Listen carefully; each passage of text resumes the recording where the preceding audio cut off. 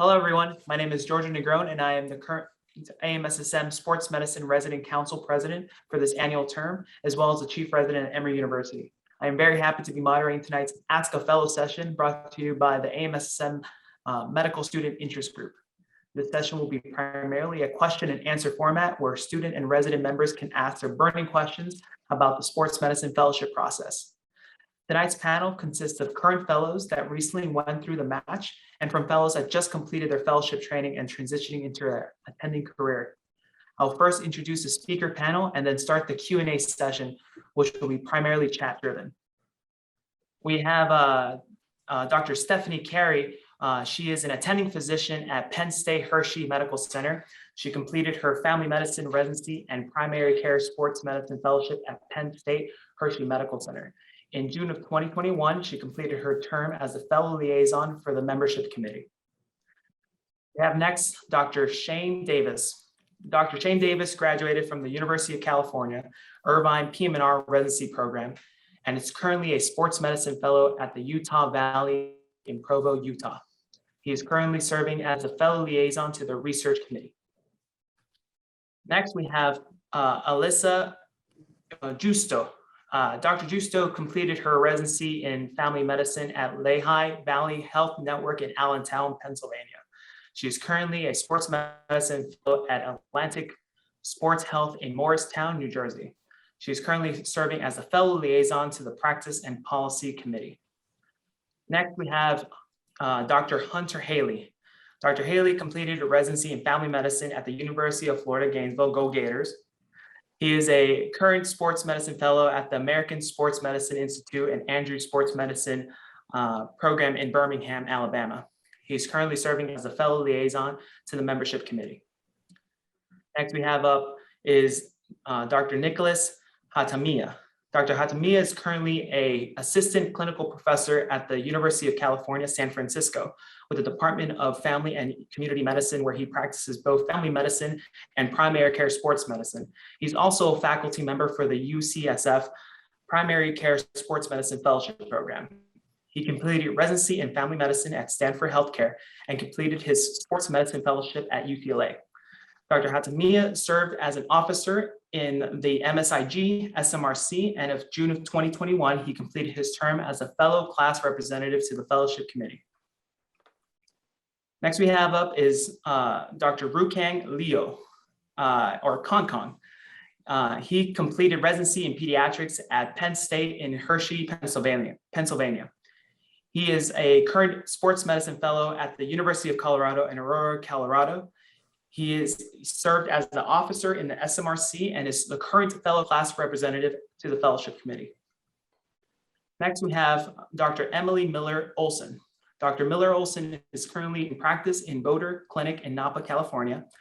She completed residency in PMR at the Stanford University and completed fellowship at Stanford Non-Operative Sports Medicine Fellowship Program. In June of 2021, she completed her term as a fellow liaison for the research committee. Next, we have Dr. Alberto Oseguera. Dr. Oseguera is currently practicing at the University of Washington as faculty in the Department of Family Medicine and Sports Medicine, as well as faculty for the Sports Medicine Fellowship Program. He completed residency in family medicine at Christus Santa Rosa and completed his sports medicine fellowship at the University of Washington. In June of 2021, he completed his term as a fellow liaison for the Communications Committee. Next we have is Dr. Jaire Saunders. Dr. Saunders completed his residency in PMR at the University of California, Davis. He is a current sports medicine fellow at the Cleveland Clinic Sports and Exercise Medicine Fellowship Program. He is currently serving as the fellow liaison for the International Inter-Organization Relations Committee. And last but not least, we have Dr. Kristian von Rickenbach. Dr. von Rickenbach is currently in practice at Columbia University Medical Center, New York Presbyterian System. She completed her residency in PMR at the New York Presbyterian Columbia Cornell program, and she completed fellowship at the Spalding Harvard Sports Medicine Fellowship Program. In June of 2021, she completed her term as a fellow liaison for the Publications Committee. Thank you so much for just thanking our panel for joining us today. I'm very excited to be starting this Q&A session. As we said before, we're going to be asking well, as we have now the titles in the Zoom, making sure that the titles of either your residency background or medical school background is on the titles. We ask that the questions can be catered to the specialties that are going to be done for the panel. So kind of leaving the floor to you guys, I'll be reading up or checking up the chat box. So we have our first question. So University of Florida Internal Medicine PGY3 Josh Patton is asking, when applying, did you value exposure to athletes? Did you value exposure to athletes? Are bigger schools or independent coverage at the college level more, and why? For example, exposure to a Power 5 conference athletic department, or the ability to independently cover a Division II team, or no D1 coverage.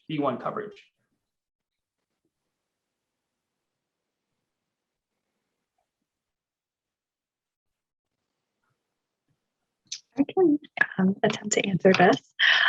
So for my coverage, I mostly did high school football, since that was the easiest way for me to get sideline coverage through my rotations with sports medicine programs. And that, I think, was plenty enough. Anything that you do more than that, I wouldn't even say you need to do D1. I'd say if you get D2, D3 college coverage, that's great. That'll just add to your resume. But I wouldn't put too much pressure in saying that you need to get D1 coverage. I would just say as long as you show consistent dedication to a team, I think that's definitely a good sign, starting in medical school and then throughout residency.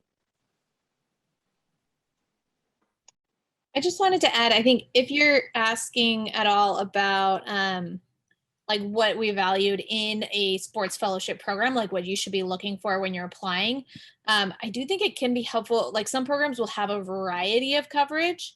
And I feel like the more levels that you're able to cover during your fellowship experience, the kind of more well-rounded your experience is.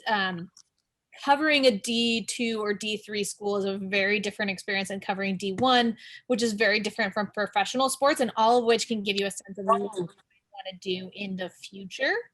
I covered D1 at Stanford, but then we also covered a couple community colleges in the area. The coverage at Stanford was much more extensive and involved. Like I was there for every single game. I traveled with the team sometimes. There was just a lot more seeing all of the athletes in the clinic. Whereas with I think it was a D3 school that we were covering, we had a training room once a week. And that was kind of the extent of the coverage for that school. So, I mean, it's just going to be a very different coverage experience. And the more different levels that you are exposed to during fellowship, the better.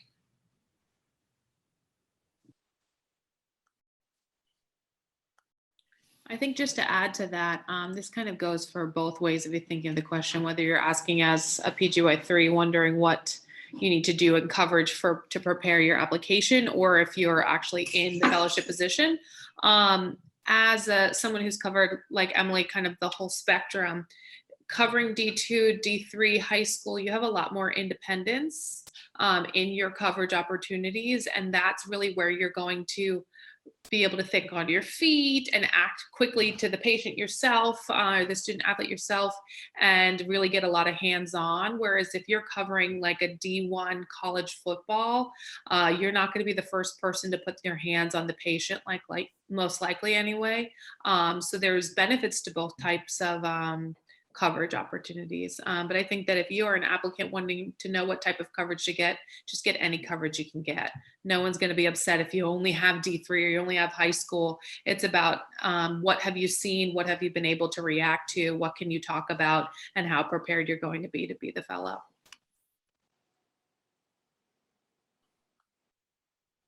Also pick back up with everything that's been said. I think a lot of this also depends on your professional goals going forward. Because stuff for like D1 professional coverage, if you want that as a career for your future, then certainly having that exposure is really important. I've heard of some programs say that like if you really want a career in those in those fields. And if you don't have that exposure in the past, then it's a huge disadvantage. But that being said, like I'm in a program where I'm fortunate enough to get both like professional D1 actually and high school exposure as well. And from a learning standpoint, as a fellow, you definitely way more hands-on stuff as a high school coverage.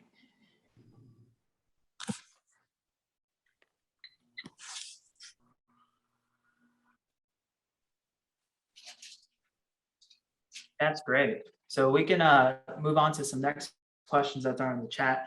So Anne, PGY2 in pediatrics is asking, how do you prepare for sports medicine rotation? If there's any textbooks out there, any resources that you've done as a resident to prepare for these sports medicine rotations?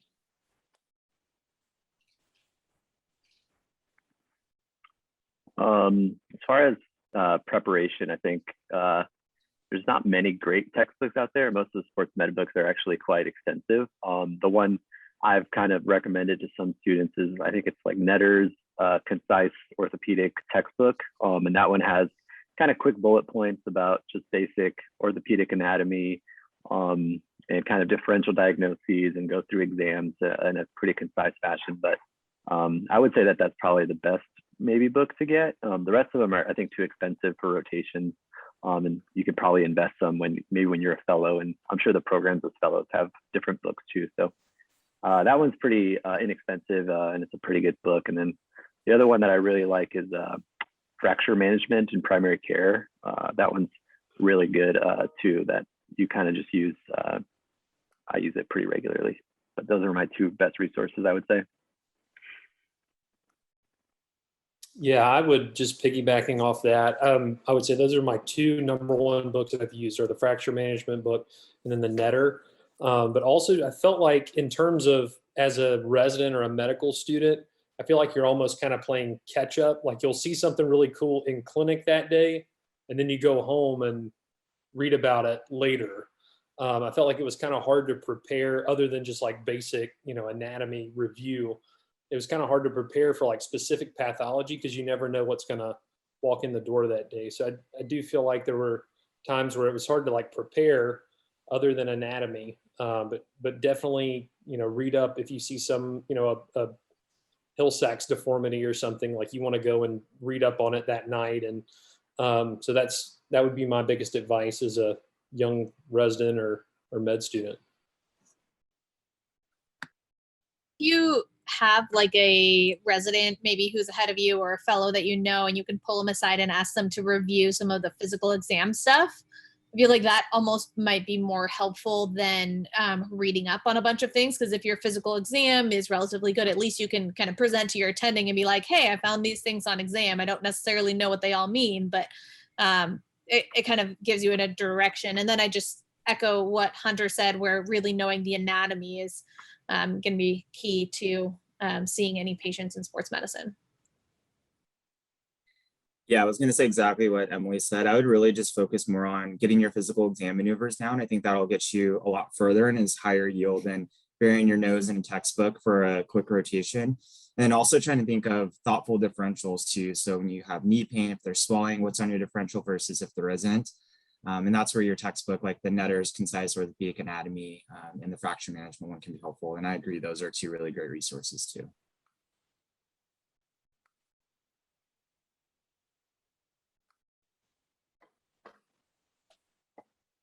Thank you, guys. I'm also going to put a plug in for Wiki SM or Wiki Sports Medicine. It's a really nice sports medicine search database, or Wikipedia for sports medicine. I've been using a lot in my sports medicine rotation. It's been really nice. So next question would be from Steve, PGY3 PMR residents. What were the top 5 biggest points that came up in your fellowship interviews? What do you feel made the biggest difference in your acceptance to sports medicine fellowship? I think a big one that you get asked a lot, and the same thing when you're applying for residency, is why this program and what do you want to do in the future? Because that will also make a big difference about whether the program wants you as much as you want the program. So those are 2 big things that came up in the interview.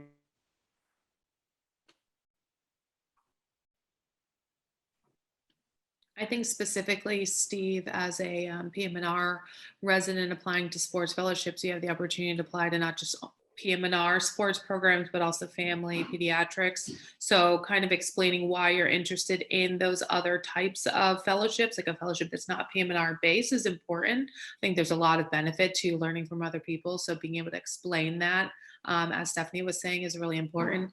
I think showing a longitudinal interest in sports is obviously important. It can't just be I played sports, but that I volunteered my time, I spent my elective time focusing on sports is important. Being an athlete yourself does not give you credit in sports medicine applications or interviews, unfortunately, because we're all athletes in some ways, probably. Yeah, piggybacking off of that with the PM&R thing and applying to family-based programs, I feel like I got a few places that asked me, or maybe we're trying to tease out like how comfortable was I with primary care stuff. I think mostly because you do training rooms and a lot of times you're managing like sore throats or asthma or, you know, stuff that you're expected to be fairly autonomous with, I've felt. And I think they like to, at least in those programs, maybe get a sense of, you know, are you going to be able to come in and do this like some of our family medicine residents have done in the past? So I think something that might be valuable if you're a PM&R applicant would be doing like urgent care or having done a lot of training room stuff, maybe with your university where you have some good background in that. And it's not like you have to do a whole family medicine residency, but just being kind of comfortable with that kind of urgent care type stuff, I think can set you up very well to just be more comfortable when you're in fellowship. But also I got the sense that a few places were trying to like feel out how comfortable I was with that thing before.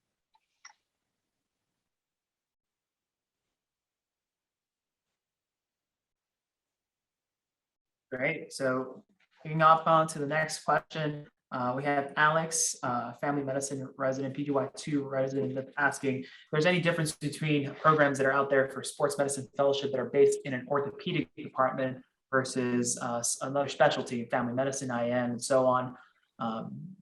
And yeah.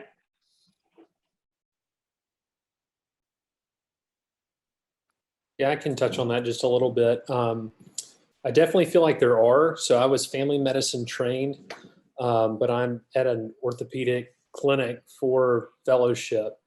And so I certainly still use my primary care skills in my half day of continuity clinic, as well as training room, you know, once a week, half day of training room.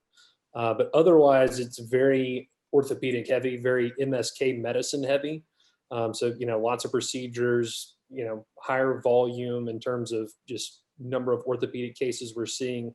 But I've got some friends that are in other programs where you're doing a lot of student health, seeing a lot of like acute care injuries in like a student health type clinic. And so I definitely think you need to ask about kind of, or at least look at what the normal week of one of their fellows looks like. And usually they provide you a schedule, just to see like what type of clinic you're going to be in most of your day. And so I do feel like that's important. And certainly like Shane was saying earlier, you know, if you're doing a lot of student health, but you have a different background than family medicine, I guess, or internal medicine, you know, trying to sharpen those skills up before you go.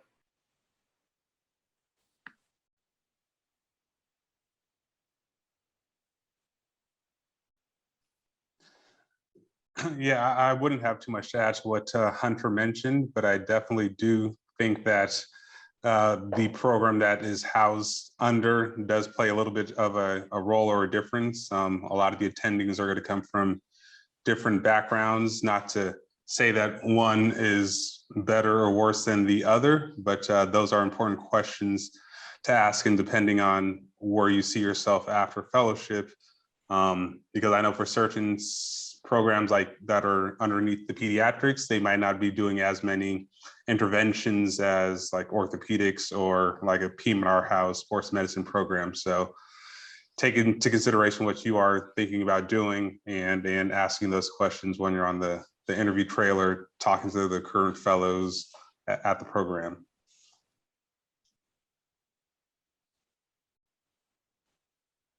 I will say that's one of the fun things of, I think, going through interviews is just seeing the differences between all the programs. I mean, no two programs are alike, even if it's within the same category, you know, whether it's pediatrics, family medicine, whatever. Every program's got their own flavor. Everybody, you know, different attending backgrounds too. Like you might be in a family medicine program with a lot of Peds background people or EM or vice versa. And the patient population everybody sees is all very different as well. It varies based on what location you're looking into as well, and just kind of the surrounding sports scenario. So there's just like so many different factors, and every program is unique. So I would recommend just, you know, looking ahead, look at their websites, do as much research as you can about the program, and just ask lots of questions. Really get a feel for you know, what a day in the life is like for each of these attendings, and kind of what kind of patients they're seeing, what procedures they're doing, et cetera, et cetera.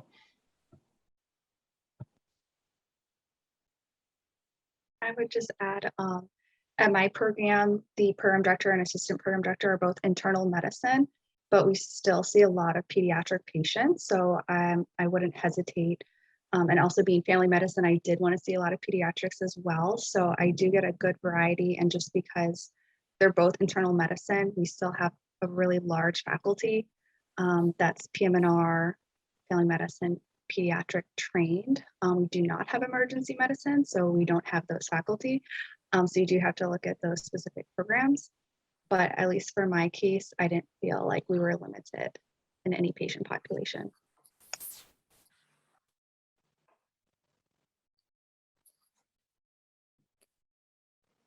All right. Moving on to the next question. Arjun, PGY2 in internal medicine, is asking, how does research and publication play a role when applying a fellowship? Do programs really care about literature, paper publication, or case reports? I can answer this one. I think, you know, as far as each different program is going to have different requirements for what their research entails.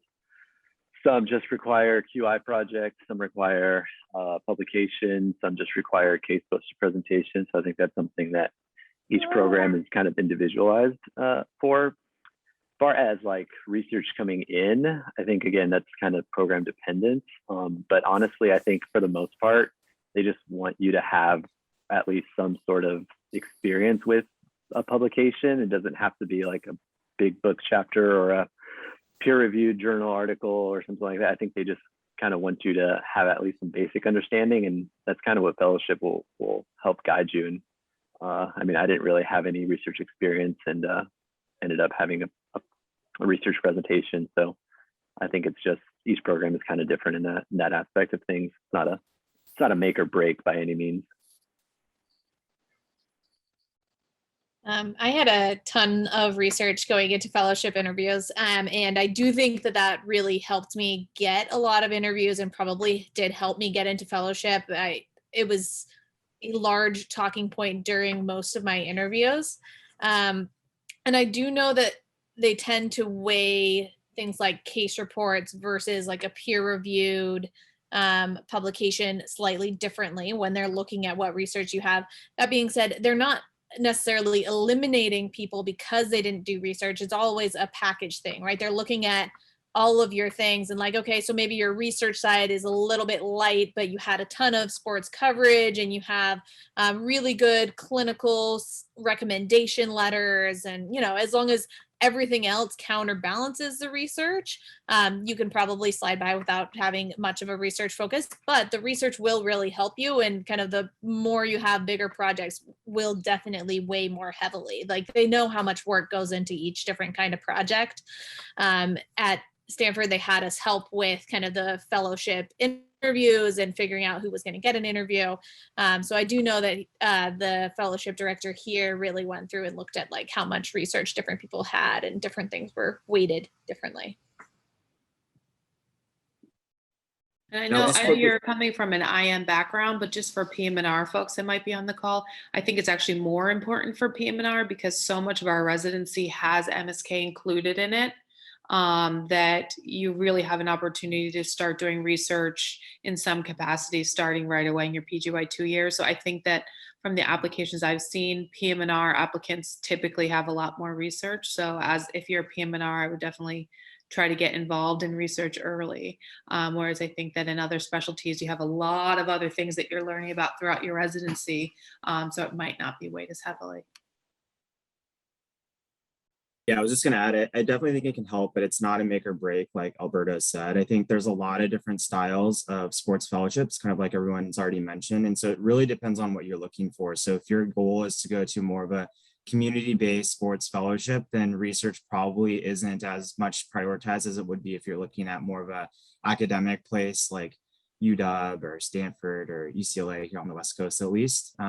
But with that being said, because you don't have a lot of research applying to those programs won't put you that far behind if you can make it up in other categories as well. So I think it just depends on your overall goals and then how your CV looks. Yeah, and I think research with all this stuff, it's the same for residency and all of it. I feel like it shows a commitment to kind of go above and beyond and do extra. And it doesn't always have to be research. I mean, you could start like an MSK clinic, like free MSK clinic for people, or, something where you're like spearheading something, creating ideas, like troubleshooting stuff, like seeing something through to completion that isn't just like, you have to do this and you're kind of showing extra work and dedication. I mean, that's what kind of sets you apart and says, all right, this person's like gonna come in here and do good things. Some places might care more about research in particular than others, but I think it's more just the character of a person that will go and do more and, always be willing to help out and, succeed and try and do a good job. So.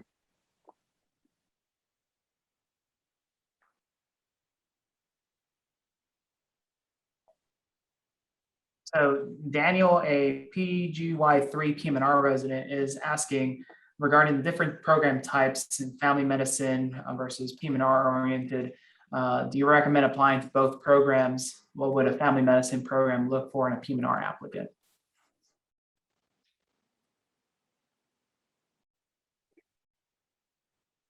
I think coming from PM&R, the reason to sometimes look at a family medicine oriented program would be if you wanted to gear yourself more towards a sports coverage team physician type role. It kind of depends on what you're trying to do later on.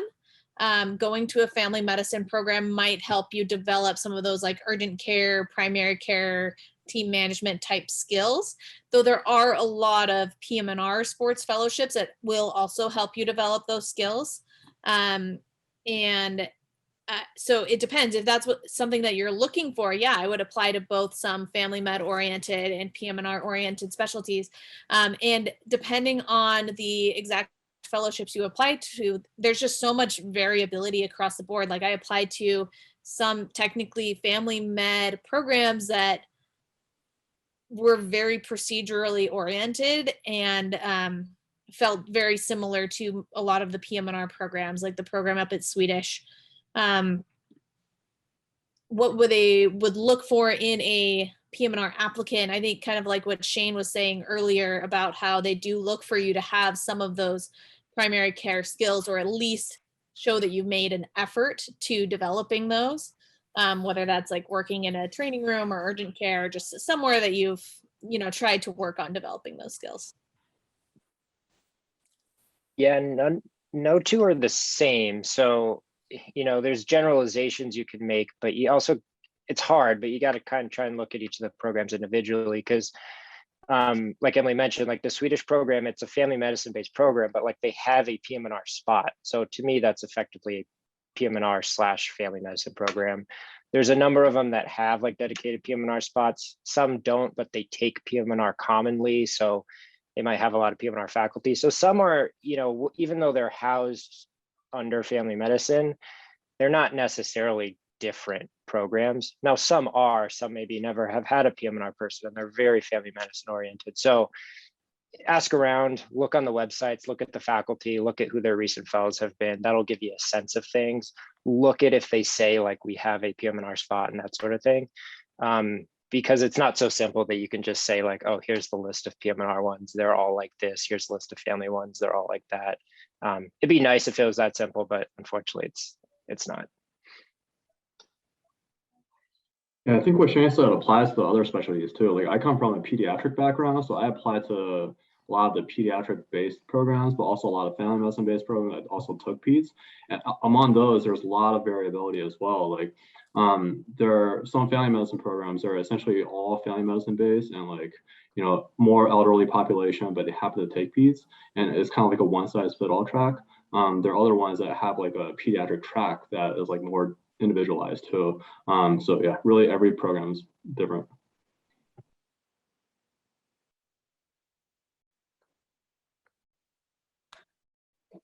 So we have a couple questions coming in. We can kill two birds with one stone with this. We have a PGY3 family medicine resident asking about how many interviews do you have to aim for? And then we also have another question that's saying how many programs would you recommend applying? And if there's any plus in doing an array rotation given COVID, and is an array rotation challenging to acquire?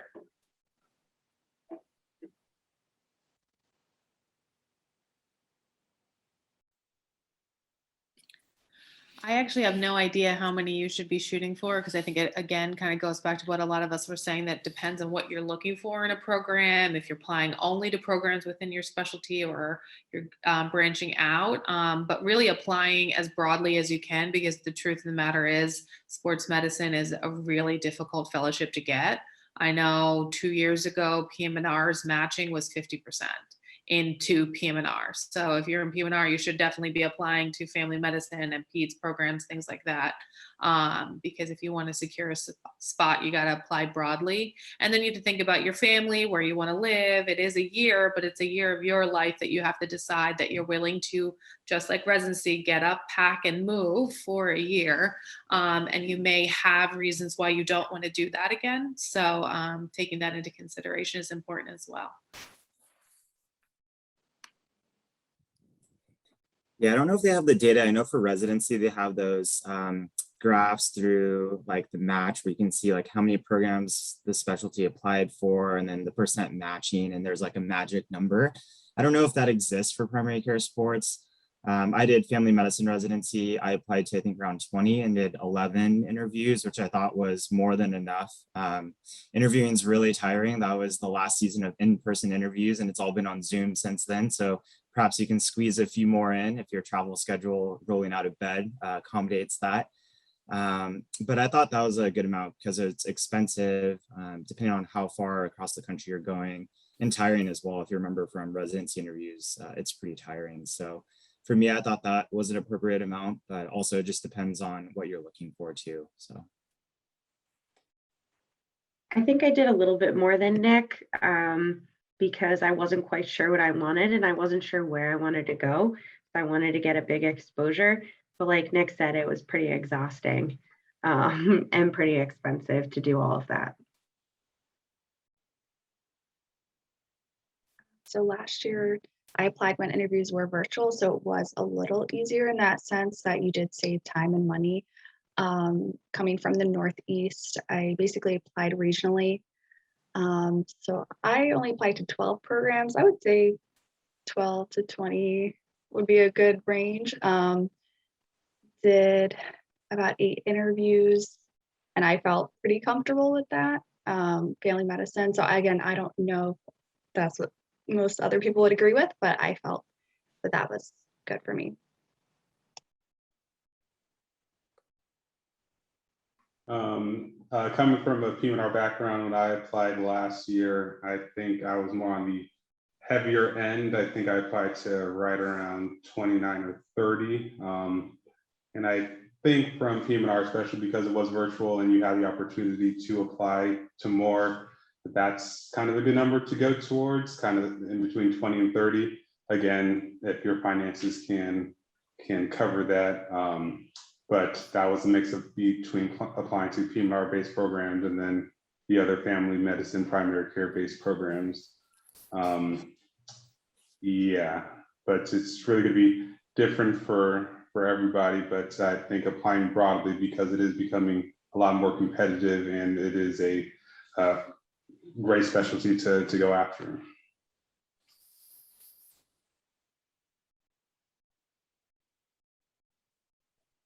Just continuing that question, was there any weight that programs give for pursuing an away rotation?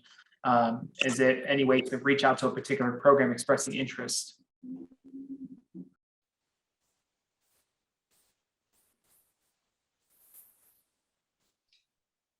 Well, I'll quickly just chime in there. I know when I was a PGY 3 trying to do some of the away rotations, and because of the pandemic, they had shut those down. And I don't know how all the programs are currently doing the away rotations, but they definitely help. I know with just being at the Cleveland Clinic, the current residents at the Cleveland Clinic that have been rotating through do get interviews, and because we know who they are and because the attendings have built relationships with them, they have a little higher set because the interviews aren't going to be in person. So just if you have the opportunity, if they are doing them, I highly recommend doing sort of away rotations at the institutions you're interested in. Yeah, I would definitely agree with that. I think, with away rotations, I think sports medicine has gotten so competitive now that the applicant pool is, so uniform. And if you can separate yourself maybe by doing a 2-week rotation and just really shining during that 2-week rotation, I think that'll really set you apart and be really helpful for your application. But I know during COVID, it's a little weird, and I know some programs are still not doing away rotations, but I think they were asking if it'd be worth reaching out. I think it's totally worth reaching out. It just shows your interest, and things may change in the future where they are allowing rotations. But yeah, I think again, it's just gotten so competitive now that if you give yourself that little edge of shining during those 2 weeks, can really kind of set you apart from the rest of the applicant pool, because everybody's obviously great applicants. It's just what kind of sets you apart in that regard. Yeah, I agree. I did 2 aways. I did an away at UCLA where I ended up matching, so I think that definitely helps. And I also did an away at UCSF where I currently work, so I think that also helped as well. So yeah, I think I'm a definite proponent for doing aways, and it doesn't hurt to reach out to just express interest to see if they're offering rotations during COVID too.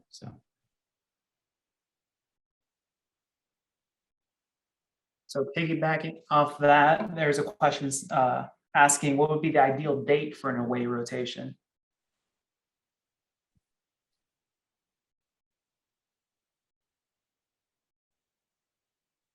I would try to do it earlier in the fall if possible. My aways were late fall and going into winter, which wasn't ideal because a lot of the interviews were around that time. And so I didn't want to take time off my away to go travel to interviews, so it made it more challenging to schedule and try to coordinate with my residency schedule. So if possible, I would say late summer, early fall would be ideal.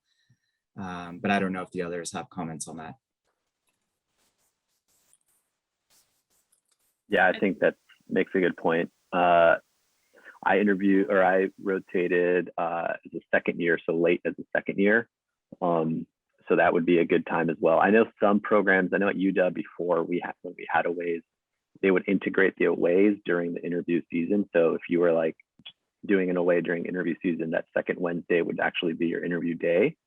So I know I don't know if all programs do that, but I know everything's different now with COVID, but I think late summer, early fall would be ideal because you're still kind of fresh in everybody's memory, and it's right during that prime interview season. And I think that would be a good time. But again, it just depends on your schedule, your residency schedule, and flexibility. Really, any time is a good time, to be honest with you, except obviously after interview season.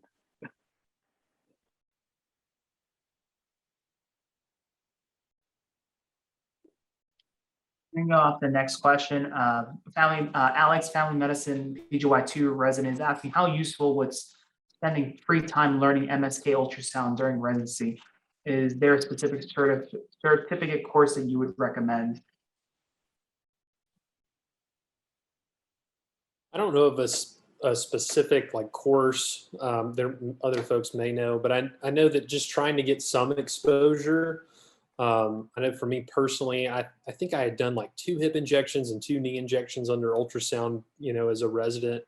And I feel like just having that brief, few injections, or, you know, during our curriculum, we had some like organized ultrasound, you know, workshops and that kind of stuff. Just saying that you've had some exposure to ultrasound and that you're comfortable, you know, maneuvering the machine, I felt like carried some value during my interview. So I don't feel like, you know, it hurt me not having a special certification or anything, but it definitely helped just having, you know, some experience and saying that I had, you know, some hands-on experience with ultrasound. Definitely, I feel like was a good talking point.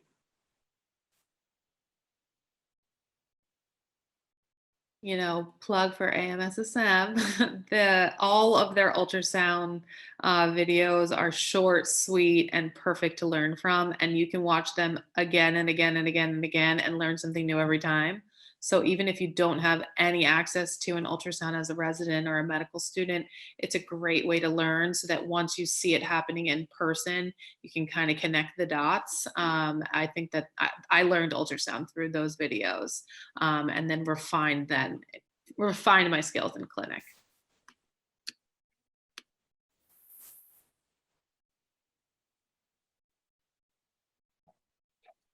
And piggybacking off that question, how do fellowship programs typically build their sports ultrasound curriculum into the year of training?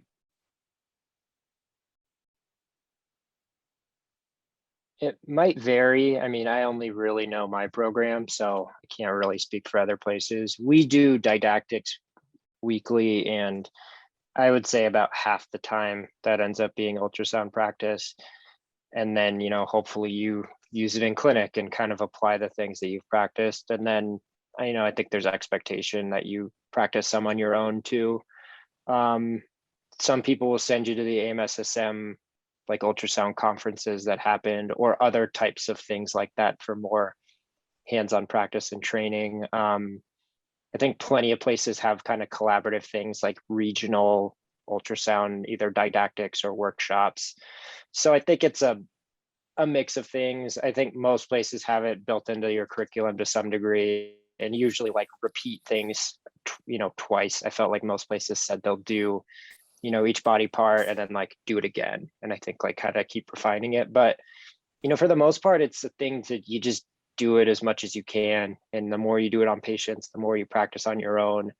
There's no real substitute for doing it. Even if you have weekly didactics, like, you know, you do something once and then maybe you touch base a few months later on it, like you kind of lose it a little bit. So for the most part, it's just, I think a good thing to ask when you're going through is like, how much ultrasound are you doing in clinic? Like access to it, how routine is it? Like how many people are you scanning each day? How many ultrasound guided injections are you doing each day? Because I think that's where you'll get really good at it. Like you're doing it all day, every day, and actually having access and using it. Not like, yeah, we do, you know, good didactics on it, but it's, you know, once a week or once a month, because, you know, that's not how you get really good at something. It's doing it regularly. I agree with Shane. One of the big things I saw when I was interviewing during programs was the difference in ultrasound. You might have one day that you do ultrasound because only one provider in the program does ultrasound. And then you might have another program that every single afternoon you're with someone, or morning, you have ultrasound. You might have like 3 or 4 different procedures or scanning that you have to do in that session, compared to none at all. So it really varies, and you just have to ask.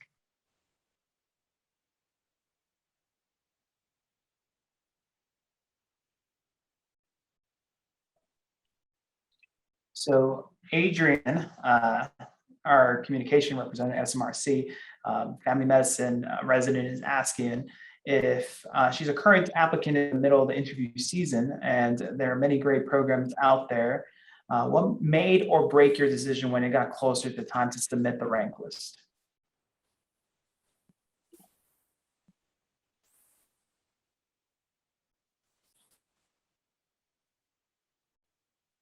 That's a tough question. I feel like you kind of know. I don't know. Like, you know, you interview with everybody, you get an understanding of what everybody has to offer. You realize, you know, hey, I really want to focus on this in the future, and this program has everything that offers that. And, you know, your comfortability with the faculty, how your interview went. I think there's a lot of different things that went into making that final rank list, and it's really just personal, honestly. Location may be important to you. Life happens, and you may not be able to leave. So I don't know. I think that's a very individualized question, but I think you kind of know, kind of like you knew in residency, like you'll know what's a good fit for you and what the program offers is right for you. I think that's probably my best answer, and I don't know if it's a good answer. For me, I probably felt like I had 5 or 6 places that I would have been equally happy matching at. So, I mean, making a rank list is hard that way, but also easier because you're like, well, even if I go down to like my 5th place, I'll be perfectly happy with that.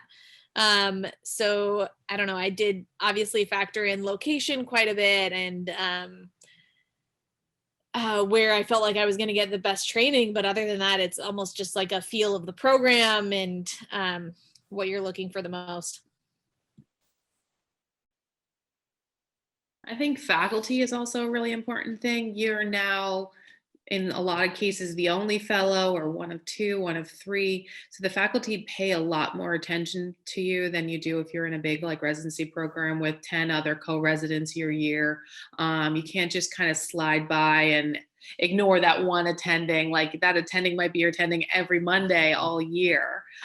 So thinking about who are the faculty that you're working with, do you feel like you can get along with them? Can they teach you, and can they get you where you want to go after this? The whole point of fellowship is to make sure you're getting the job you want and the training you want. So can they help you get to that next level is really important as well. Do they have connections outside of their hospital and their system when it's time to apply for jobs, things of that nature? Yeah, and to go along with the faculty thing, I think if you can find a place or a person that you see yourself in, like this is who I want to be as a doctor in the future, I don't think there's anyone better to learn from than someone who's kind of where you're hoping to go, because if nothing else, they've gotten there, so they can kind of give you tips.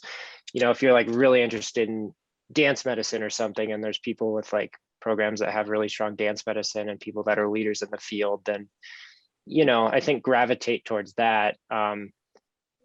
Places, there's always going to be things you can nitpick and like this place has this place has this, like none of it has like everything perfect exactly how I want it. But if you're like, I think this place will make me the type of sports doctor that I want to be, and the people that are gonna kind of be my mentors towards that are the people that are doing that, then I think you can at least feel pretty confident that they'd be able to get you there. But it's hard, and you're making a big decision off of like less information than you wish you had.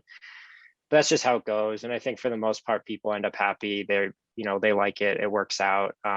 You only know what you ever did, so like you can never say it would have been this if I went somewhere else. And I think as long as you have that attitude and just kind of positive and keep working forward and like I'll make the best out of anything, I think you'll end up in a good spot. So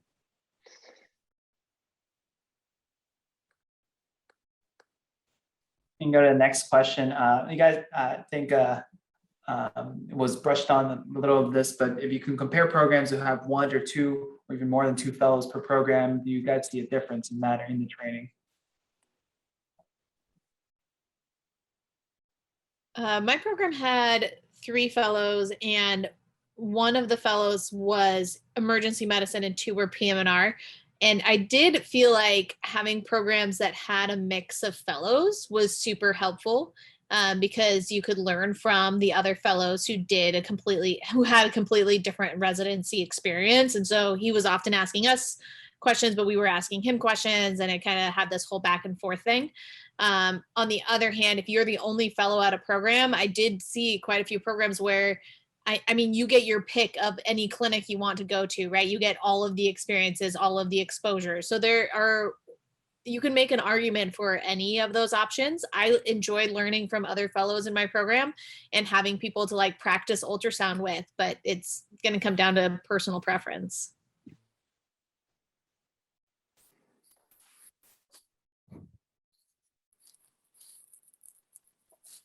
Perfect.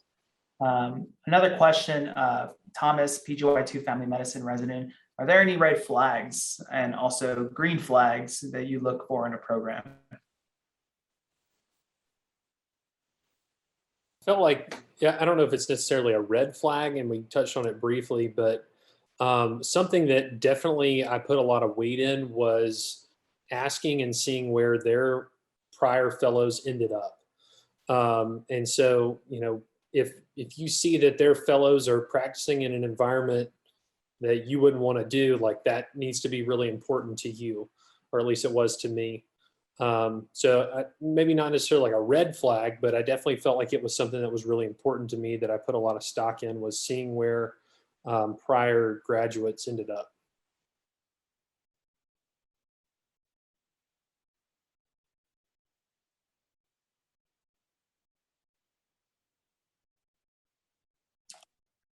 So we're almost concluding this this Q&A session, but this is an excellent question to end here. Is there something you wish you knew as a sports medicine applicant that you would wanted to have known earlier? Or if you have any other general suggestions and tips for these applicants?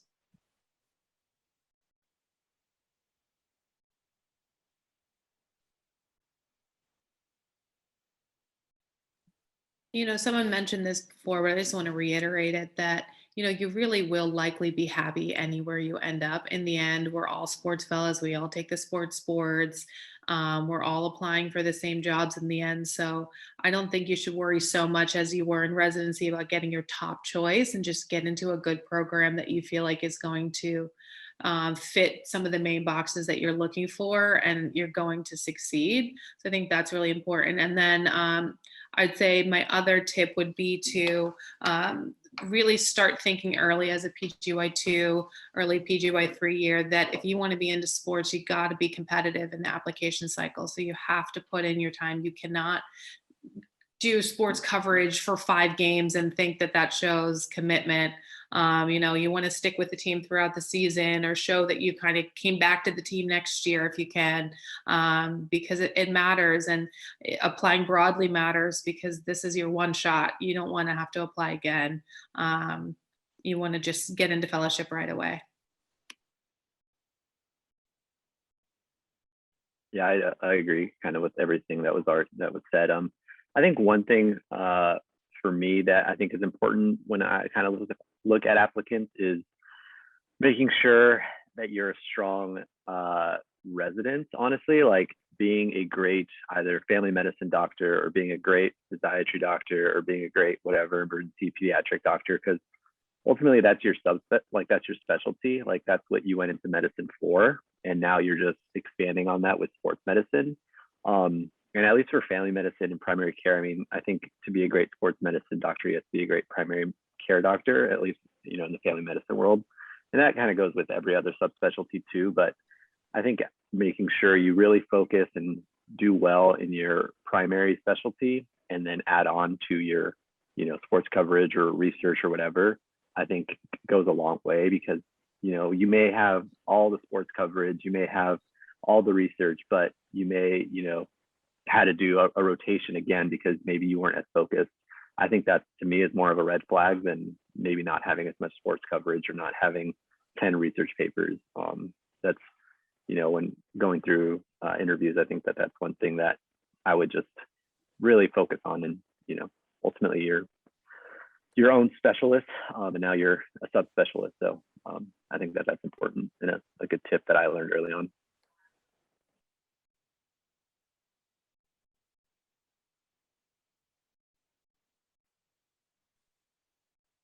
Well said. Well, I think there are no more questions in the chat, and it's close to 10, and we can feel like we can conclude this Q&A session. I just want to thank the speaker panel, the residents and student members of AMSSM for attending tonight's webinar. I also wanted to let everyone know that this webinar recording will be posted on the student page of the AMSSM website. Thank you, guys.